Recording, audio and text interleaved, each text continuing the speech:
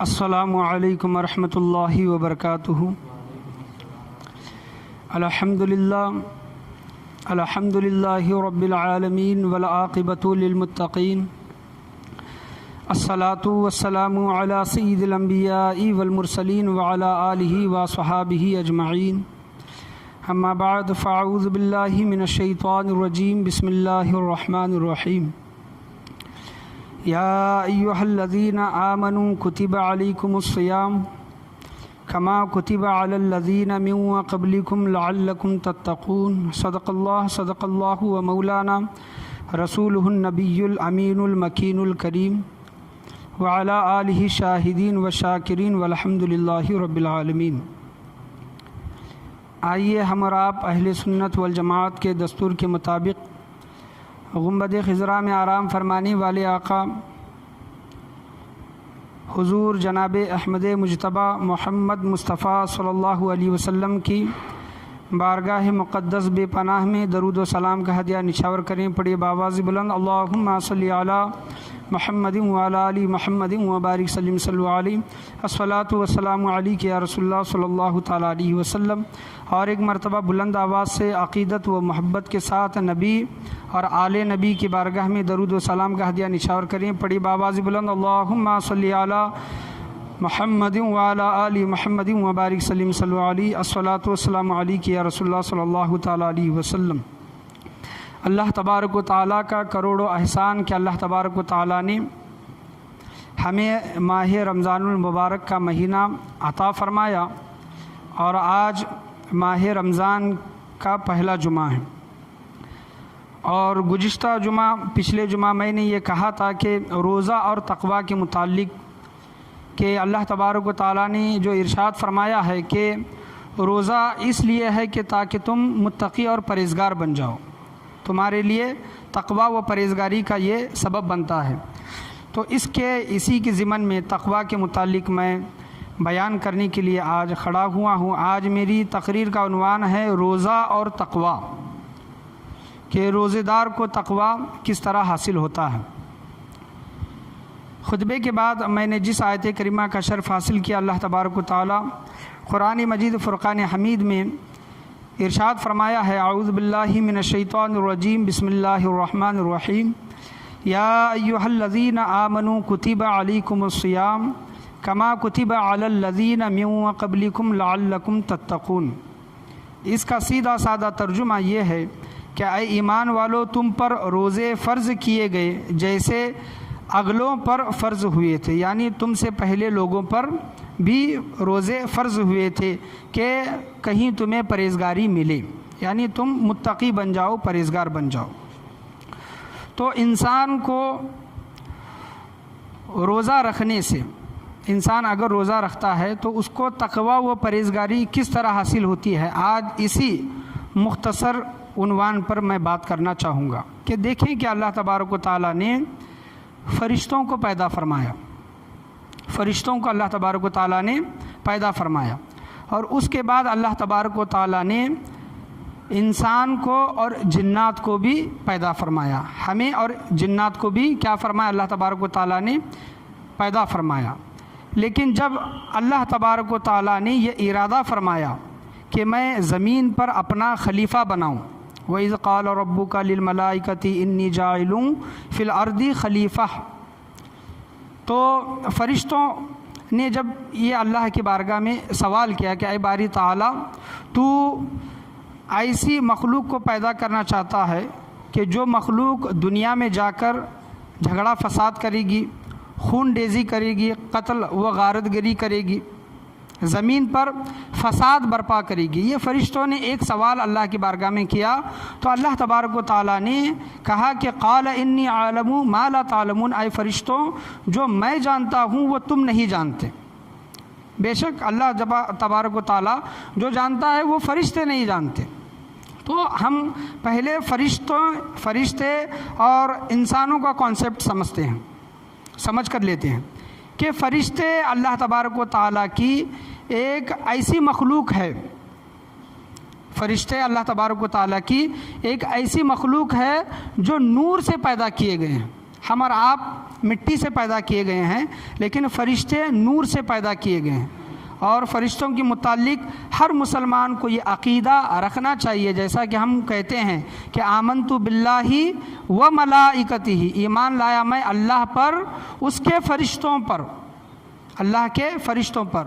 تو فرشتوں کے متعلق عقیدہ کیا ہونا چاہیے کہ فرشتے نہ کھاتے ہیں نہ پیتے ہیں، نہ سوتے ہیں، نہ ان میں مرد ہیں نہ عورتیں ہیں، یعنی ہمارے اور آپ کے درمیان کوئی مرد ہوگا کوئی عورت ہوگا، لیکن فرشتوں کے اندر یہ معاملہ نہیں ہے۔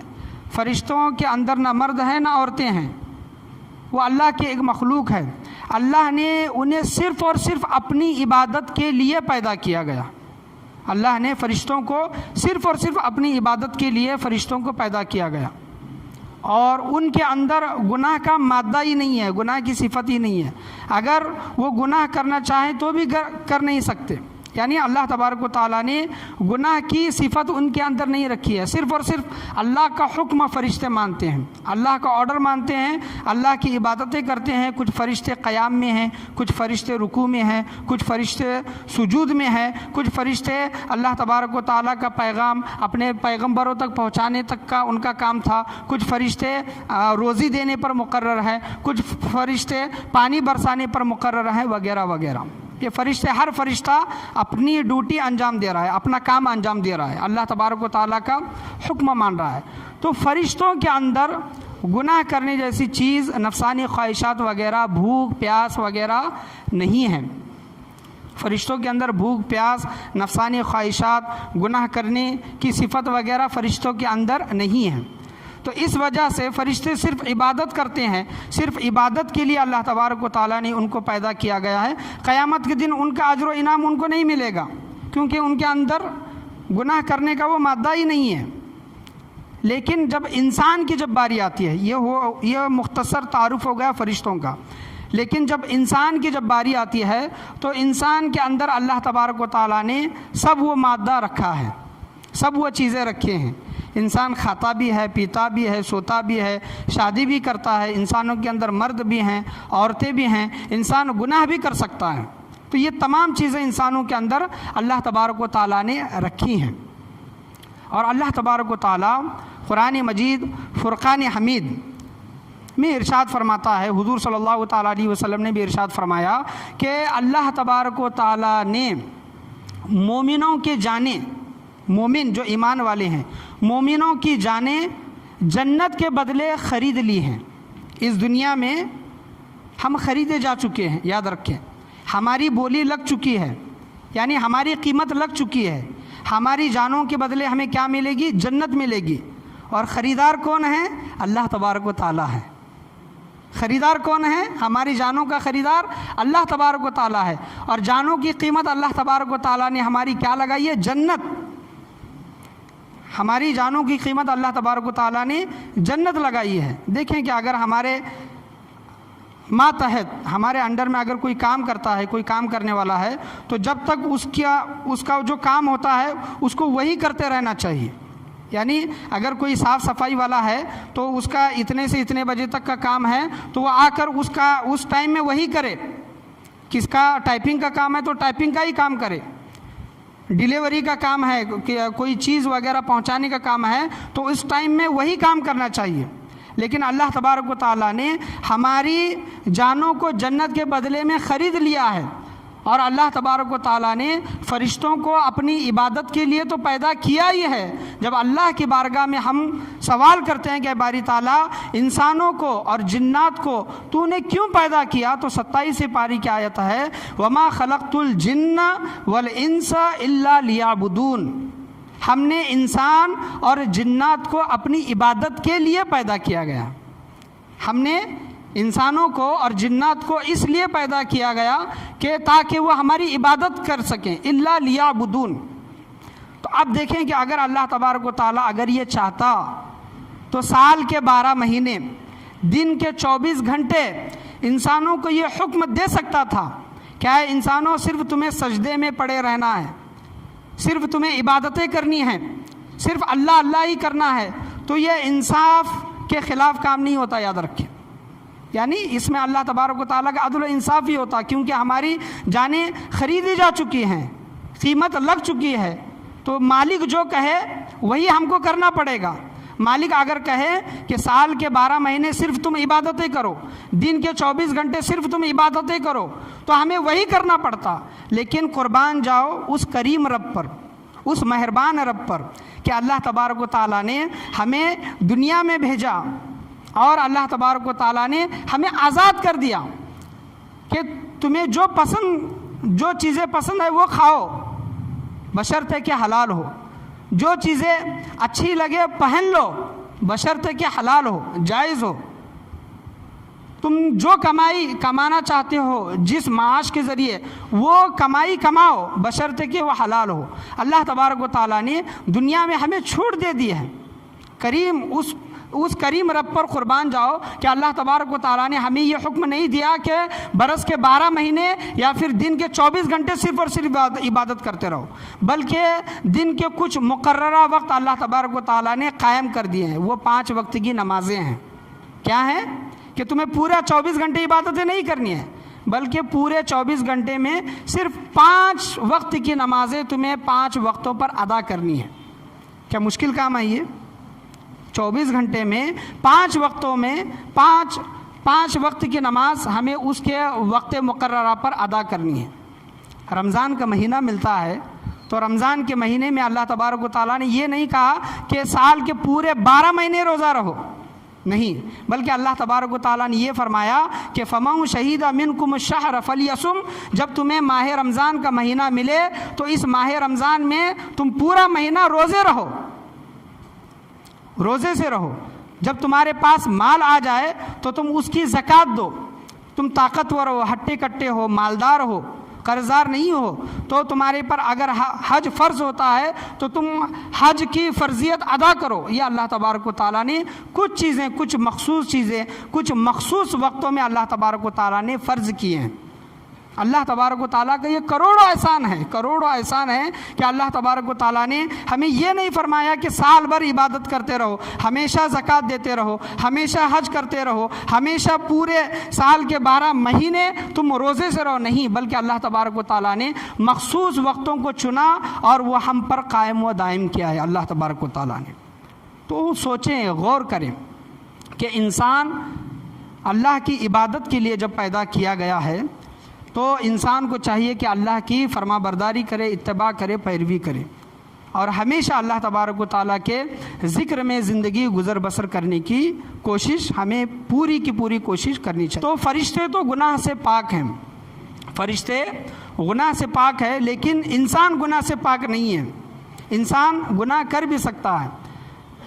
میرا جو موضوع ہے کہ روزہ اور تقوی، روزے سے تقوی کس طرح حاصل ہوتا ہے، کہ دیکھیں کہ انسان جب ماہ رمضان آتا ہے اور ماہ رمضان کے جب روزے رکھتا ہے، دن میں روزہ رکھتا ہے اور رات میں تراویحیں ادا کرتا ہے اور قرآن کو سماعت کرتا ہے، قرآن کو سنتا ہے۔ رمضان میں صرف دن میں روزہ رکھنا اور رات میں تراویحیں پڑھنا صرف اتنا ہی کام نہیں ہے، یاد رکھیں۔ بے شک یہ بڑے کام ہیں، روزے رکھنا اور تراویح ادا کرنا یہ بڑے کام ہیں، لیکن صرف اتنا ہی کام نہیں ہے، یاد رکھیں، اس کے علاوہ اور بھی کام ہیں ہمارے کام ہیں کہ دیکھیں کہ انسان جب روزہ رکھتا ہے، فرشتے اور انسانوں کے متعلق میں جب یہ بیان کر رہا تھا کہ فرشتے تو بھوک اور پیاس سے پاک ہیں، انہیں بھوک اور پیاس نہیں لگتی، اللہ تبارک و تعالیٰ نے ان چیزوں سے ان کو مستثنیٰ رکھا ہے، ان چیزوں سے ان کو خالی رکھا ہے، لیکن انسان کو بھوک اور پیاس لگتی ہے۔ لیکن جب انسان اللہ تبارک و تعالیٰ کے لیے بھوکا پیاسا رہتا ہے، انسان جب اللہ کے لیے دن میں اللہ کے لیے بھوکا پیاسا رہتا ہے تو یہ کمال کی بات ہے۔ فرشتوں کو بھوک اور پیاس ہی نہیں ہے اور انہیں بھوک اور پیاس جب لگتی ہی نہیں تو یہ کمال کی بات نہیں ہے، یاد رکھیں کہ اللہ تبارک و تعالیٰ نے ان کے اندر وہ صفت ہی نہیں رکھی۔ لیکن انسان کے اندر وہ صفت ہے کہ انسان کو بھوک اور پیاس لگتی ہے، لیکن پھر بھی انسان 12 گھنٹے کا 14 گھنٹے کا روزہ جب رکھتا ہے، بھوک اور پیاس کو برداشت کرتا ہے، تو یہ کمال کی بات ہے۔ فرشتے چاہ کر بھی گناہ نہیں کر سکتے۔ مثال کے طور پر ایک شخص نابینا ہے، اندھا ہے، ایک شخص نابینا ہے، اندھا ہے، پیدائشی طور پر وہ اندھا ہے، دیکھ نہیں سکتا، تو نہ اس نے بد نگاہی کی، غلط نگاہ کسی پر ڈالی نہیں، اور نہ ٹی وی وغیرہ یا پھر فلم وغیرہ اس نے دیکھا نہیں، تو اس میں اندھے کا کمال نہیں ہے، یاد رکھیں، کیونکہ وہ دیکھ ہی نہیں سکتا، بد نگاہی ڈال ہی نہیں سکتا۔ کمال تو اس بات میں ہے کہ آنکھ ہے، آنکھ، انسان کو آنکھ ہے، آنکھوں میں روشنی ہے، اور انسان اس کی حفاظت کرتا ہے، نگاہوں کی حفاظت کرتا ہے، بد نگاہی نہیں کرتا، گندی چیزیں وغیرہ نہیں دیکھتا، تو اس میں کمال کی بات ہے۔ تو روزے کے متعلق جو میں بیان کر رہا تھا کہ انسان جب روزہ رکھتا ہے تو انسان کو بھوک اور پیاس لگتی ہے، اور اس میں انسان برداشت کرتا ہے، اللہ تبارک و تعالیٰ کے لیے برداشت کرتا ہے۔ اس کے متعلق اللہ تبارک و تعالیٰ خود ارشاد فرماتا ہے کہ جب انسان میرے لیے بھوکا اور پیاسا رہتا ہے تو اس کا بدلہ میں خود قیامت کے دن اس کو عطا فرماؤں گا، انسان کو روزے دار کا بدلہ میں اس کو خود عطا کروں گا۔ تو دن میں روزہ رکھنا اور رات میں تراویحیں پڑھنا، اس کے علاوہ بھی اور بہت سے کام ہیں کہ انسان جب روزے سے رہتا ہے تو اس کو گناہوں سے بچنے کی بھی کوشش کرنی چاہیے، انسان کو گناہوں سے بچنے کی کوشش کرنی چاہیے۔ روزے دار ہے، گالی گلوچ کر رہا ہے، سود کھا رہا ہے، غیبت چغلی کر رہا ہے، اور بد نگاہی کر رہا ہے، فحش کلام کر رہا ہے، تو روزے کا اس سے فائدہ اس کو حاصل نہیں ہوگا۔ مثال کے طور پر آپ سمجھ لیں کہ مسجد میں اے سی لگائی جاتی ہے، مسجد میں اے سی لگائی جاتی ہے، اور مسجد میں اے سی لگانے کے بعد کھڑکی اور دروازے کھول دیے جاتے ہیں، کھڑکی اور دروازے جو بھی ہیں کھول دیے جاتے ہیں۔ آپ بتائیں کیا اس اے سی کے ہوا سے ہمیں فائدہ ہوگا؟ بالکل نہیں ہوگا، کیونکہ شرط یہ ہے کہ اگر اے سی شروع ہے تو آپ کو کھڑکی اور دروازے بند کرنا ہوگا۔ یہی مثال روزے دار کی ہے کہ جب آپ روزے سے رہو تو آپ کو بد نگاہی سے بچنا ہے، آپ کو فحش کلامی سے بچنا ہے، آپ کو گندے مناظر دیکھنے سے بچنا ہے، آپ کو گالی گلوچ کرنے سے بچنا ہے، آپ کو غیبت چغلی کرنے سے بچنا ہے۔ یہ کیا بات ہوئی کہ انسان روزہ بھی رکھا ہے، گالی و گلوچ بھی کر رہا ہے، سود کھا رہا ہے، غیبت و چغلی کر رہا ہے، بد نگاہی کر رہا ہے۔ تو جس طرح اے سی چالو کرنے کے بعد کھڑکی اور دروازے کھول دینے سے اس کو فائدہ حاصل نہیں ہوتا، اسی طرح روزے دار کو روزہ رکھنے کے بعد اگر وہ گناہ میں اسی طرح ملوث رہتا ہے، اسی طرح اس کا حال رہتا ہے، تو روزہ اس کے لیے فائدہ مند ثابت اس کے لیے نہیں ہوگا، روزہ اس کے لیے فائدہ ثابت نہیں ہوگا۔ تو ہمیشہ جب روزے سے رہیں تو گناہوں سے بچنے کی کوشش کریں۔ دیکھیں کہ حلال چیزیں کیا کہ انسان کے لیے کھانا پینا حلال ہے، کوئی بھی چیزیں حلال چیزیں ہیں، کھاؤ، حلال مشروبات ہیں، پینے کی چیزیں ہیں تو پیو، اور زوجین شادی وغیرہ ہوئی ہے تو زوجین میں تعلقات بھی کیا ہیں؟ حلال ہیں۔ لیکن جب انسان روزہ رکھتا ہے، انسان جب صبح سحری کے وقت سے لے کر غروب آفتاب تک جب روزہ رکھتا ہے تو یہ چیزیں اس پر حرام ہو جاتی ہے۔ کیا چیزیں؟ کہ کھانا پینا روزے کی حالت میں کیا؟ حرام۔ زوجین میں تعلقات یہ چیزیں روزے کی حالت میں کیا؟ حرام۔ جو حلال چیزیں روزے کی حالت میں حرام ہیں، حلال چیزیں روزے کی حالت میں حرام ہیں، تو جو چیزیں پہلے سے حرام ہیں، یعنی جھوٹ بولنا حرام ہے، گالی گلوچ کرنا حرام ہے، غیبت چغلی کرنا حرام ہے، سود کھانا حرام ہے، بد نگاہی کرنا حرام ہے، تو وہ چیزیں روزے میں جائز کیسے ہو سکتی ہیں؟ انسان روزوں میں ان حلال چیزوں سے تو بچتا ہے، حلال چیزیں کیا ہیں؟ کھانے پینے سے تو بچتا ہے، زوجین میں تعلقات وغیرہ کرنے سے تو بچتا ہے، لیکن حرام چیزوں سے نہیں بچتا، تو اس انسان پر تعجب کے علاوہ کیا کیا جا سکتا ہے؟ تعجب کے علاوہ اس پر اور کچھ نہیں کیا جا سکتا۔ ایک دیکھیں کہ انسان کے اندر روزے سے تقوی و پرہیزگاری کس طرح آتی ہے کہ ایک انسان اپنے کمرے کے اندر ہے، روزے کی حالت میں ہے، اور فریج سامنے ہے، فریج کے اندر ٹھنڈی بوتل پانی کی رکھی ہوئی ہے، اس انسان کو، روزے دار انسان کو دیکھنے والا کوئی دیکھنے والا نہیں، دروازہ بند ہے، وہ اپنے روم میں اکیلا ہے، دل کہتا ہے اس کا کہ فریج کھول، ٹھنڈا پانی نکال اور پی جا، تجھے دیکھنے والا کوئی نہیں، پی کر باہر لوگوں میں چلا جا، کسی کو پتہ بھی نہیں چلے گا، کوئی ملامت کرنے والا بھی نہیں ہوگا کہ تو نے روزہ توڑا ہے۔ لیکن اس کے باوجود بھی یہ تمام اختیار اس انسان کے پاس ہونے کے باوجود بھی وہ انسان یہ قدم نہیں اٹھاتا۔ دیکھیں ہم اور آپ روزے کی حالت میں ہیں، پانی ہمارے پاس ہے، آزو بازو آگے پیچھے دیکھنے والا کوئی انسان نہیں ہے، پانی ہمارے پاس ہے، پیاس شدت کی لگی ہوئی ہے، پیاس شدت کی لگی ہوئی ہے، لیکن دیکھنے والا کوئی نہیں ہے، لیکن پھر بھی ہم یہ کام نہیں کرتے۔ تو انسان کو یہ کون سی چیز ہے جو روکی ہوئی ہے؟ وہ روزہ ہے۔ کیا ہے؟ وہ روزہ ہے، اللہ کا خوف ہے۔ انسان یہ سوچتا ہے دل میں کہ میرے کمرے میں کوئی نہیں ہے، میرے آزو بازو کوئی نہیں ہے، مجھے دیکھنے والا کوئی نہیں ہے، چاہوں تو میں پانی پی سکتا ہوں، لیکن کوئی دیکھے یا نہ دیکھے اللہ تبارک و تعالیٰ دیکھنے والا ہے۔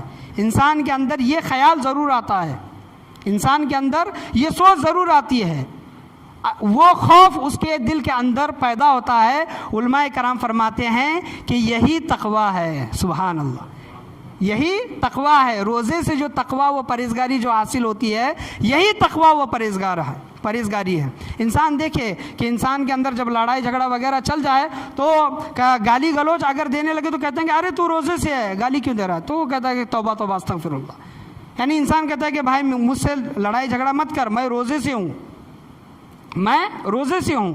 تو وہ تقویٰ و پرہیزگاری کس وجہ سے آئی؟ روزے سے آئی۔ اسی وجہ سے اللہ تبارک و تعالیٰ ارشاد فرماتا ہے کہ اے ایمان والو، تم پر روزے فرض کیے گئے ہیں جیسا کہ اگلوں پر فرض کیے گئے تھے، تاکہ تمہیں پرہیزگاری، تاکہ تم متقی اور پرہیزگار بن جاؤ۔ تو روزے سے کیا ہوتا ہے؟ تقویٰ و پرہیزگاری حاصل ہوتی ہے۔ انسان جب روزوں میں گالی گلوچ سے بچتا ہے، بد نگاہی سے بچتا ہے، ایک مہینہ پورا اسی طرح گزارتا ہے، تو اللہ تبارک و تعالیٰ کی طرف سے اسے یہ توفیق ملتی ہے کہ آنے والے 11 مہینوں میں بھی وہ انسان متقی اور پرہیزگار بن کر زندگی گزر بسر کرتا ہے۔ یہ ایک ٹریننگ کیمپ ہے، میں پہلے بھی آپ کو بتا چکا ہوں کہ کسی بچے کو ٹریننگ کیمپ میں بھیجا جاتا ہے کچھ سیکھنے کے لیے، سکھانے کے لیے۔ یہ ماہ رمضان بھی ہمیں سکھانے کے لیے آیا ہے کہ لوگوں دیکھو کہ جب تم روزے سے رہتے ہو تو بد نگاہی نہیں کرتے، جب تم روزے سے رہتے ہو تو جھوٹ نہیں بولتے، جب تم روزے سے رہتے ہو تو گالی گلوچ نہیں کرتے، جب تم روزے سے رہتے ہو تو کم ناپ تول نہیں کرتے، کسی کی غیبت چغلی نہیں کرتے، کسی کے پیٹھ کے پیچھے برائی نہیں کرتے۔ لوگوں دیکھو کہ تم ایک مہینہ اس طرح رہ رہے ہو، اپنی زندگی گزر بسر ایک مہینہ رمضان میں کر رہے ہو، آنے والے 11 مہینوں میں بھی اسی طرح زندگی گزر بسر کرو۔ ایک سوال ہے، علماء کرام کہتے ہیں کیا ہمارے دل میں، ہمارے خیال میں یہ سوچ آتا ہے، یہ سوچ آتی ہے کہ ماہ رمضان میں روزے کی حالت میں اللہ تبارک و تعالیٰ ہمیں دیکھ رہا ہے، اس وجہ سے ہم گناہ نہیں کرتے؟ کیا وہ اللہ تبارک و تعالیٰ دیگر 11 مہینوں میں بندوں کے حال کو نہیں دیکھتا؟ بے شک اللہ تبارک و تعالیٰ وہی رب جو رمضان کے مہینے میں بندوں کے حال سے واقف ہے، 11 مہینوں میں بھی اللہ تبارک و تعالیٰ کو اس بندے کا حال معلوم ہے کہ وہ بندہ کس طرح زندگی گزر بسر کرتا ہے۔ تو یہ ہمیں سکھانے کے لیے یہ ماہ رمضان آیا ہے، تو اس میں اپنے احوال کو سدھارنے کی کوشش کریں، صرف رمضان کے مہینے تک محدود نہ رہیں، رمضان میں ایک اچھی عادتیں بنا لے۔ بولا جاتا ہے، بعض اوقات یہ بولا جاتا ہے کہ کوئی انسان 40 دن مسلسل جو کام کر لے، اس انسان کو اس کام کی عادت پڑ جاتی ہے۔ مثال کے طور پر 40 دن آپ ایک وقت میں سونے کی کوشش کریں تو آپ کو وہ عادت پڑ جائے گی کہ اسی وقت میں آپ کو نیند آئے گی۔ ایک وقت آپ مقرر کریں، اسی وقت میں کھانے کی کوشش کریں، تو ایک وقت ایسا آئے گا کہ 40 دن مسلسل وہ گزرنے کے بعد اسی وقت میں آپ کو بھوک لگے گی، اسی وقت میں آپ کو نیند آئے گی، اسی وقت میں وہ کام کرنے کا آپ کو کیا آئے گا؟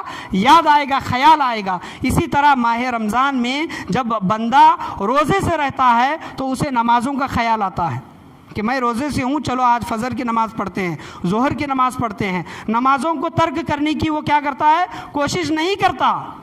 یہ اس کے ہمیشہ یہی کوشش رہتی ہے کہ ماہ رمضان میں 5 وقت کی میں نماز ادا کروں، ماہ رمضان میں پورے مہینے کے روزے رکھوں، ماہ رمضان میں تراویحوں میں قرآن کو سنوں۔ تو یہی عادت کریمہ آنے والے 11 مہینوں میں اگر ہم جاری و ساری رکھیں گے، انشاءاللہ اللہ تبارک و تعالیٰ کی ذات سے ہمیں یہ امید ہے، اللہ کی ذات سے یہ امید ہے کہ یہ ماہ رمضان ہماری زندگیوں کو بدلنے والا ماہ رمضان بن جائے گا۔ ماہ رمضان سے سیکھنے کی کوشش کریں۔ ماہ رمضان ہمیں متقی اور پرہیزگار بنانے کے لیے آیا ہے۔ جب ہم متقی اور پرہیزگار اس مہینے میں نہیں بنیں گے یا صرف اس مہینے کے لیے ہی بنیں گے، یعنی صرف ایک مہینے کے لیے بنیں گے، تو ہم سے زیادہ بد نصیب انسان کوئی نہیں ہے، یاد رکھیں۔ اس مہینے میں بھی اگر ہم برائیوں کو نہیں چھوڑتے، روزے میں رہنے کے بعد بھی ہم گناہ کو نہیں چھوڑتے، تو ہم سے بڑا بد نصیب شخص کوئی نہیں ہے، یاد رکھیں۔ یہ ماہ رمضان گزرنے کے بعد ہماری زندگیاں تبدیل نہیں ہوتی، ہم اسی طرح کی زندگی گزارتے ہیں۔ بعد میں ماہ رمضان ہونے کے بعد، عید ہونے کے بعد ہم نمازوں کو چھوڑنا یہ شروع کر دیتے ہیں، نمازوں کو چھوڑنا شروع کر دیتے ہیں، گالی گلوچ کرنا شروع کرتے ہیں، غیبت چغلی کرنا شروع کرتے ہیں، حرام کا مال کھانا شروع کرتے ہیں، تو یاد رکھیں کہ یہ ماہ رمضان میں اللہ تبارک و تعالیٰ نے ہماری بخشش و مغفرت نہیں فرمائی۔